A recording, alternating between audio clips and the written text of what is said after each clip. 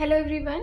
ये कहानी है कटनी के अर्चना तिवारी की, जो अचानक से गायब हो जाती है, जो रक्षाबंधन के लिए निकलती है अपने घर जाने के लिए, पर वो बीच में नर्मदा एक्सप्रेस से ही गायब हो जाती है।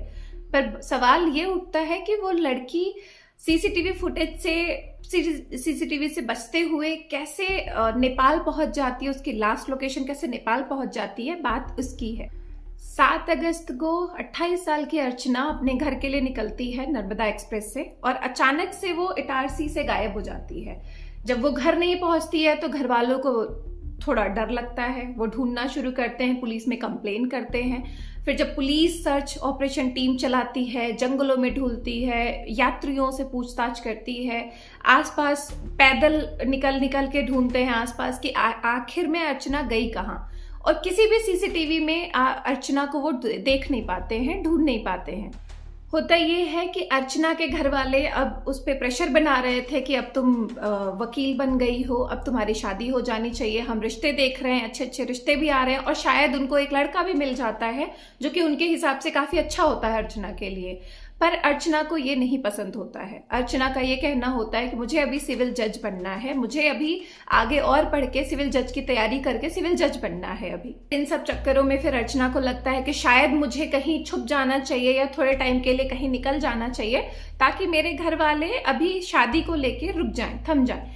इसके लिए वो जब 7 अगस्त को निकलती है तो वहां से उसके दिमाग में आता है, और वो अपने दोस्त तेजेंद्र करके हैं, जबकि वो वकील थी तो उसके बहुत सारे ऐसे क्लाइंट होते हैं, वो क्लाइंट था जिसको वो कॉल करती है और वो बोलती है कि मुझे इटारसी से वापस इंदौर जाना है। और उसके बाद एक और उसका दोस्त होता है सारांश, सारांश को भी वो फोन करती है और वो बोलती है कि मुझे लेने तुम आ जाना। और फिर तेजेंद्र इटारसी से उसको इंदौर तक ड्रॉप करता है।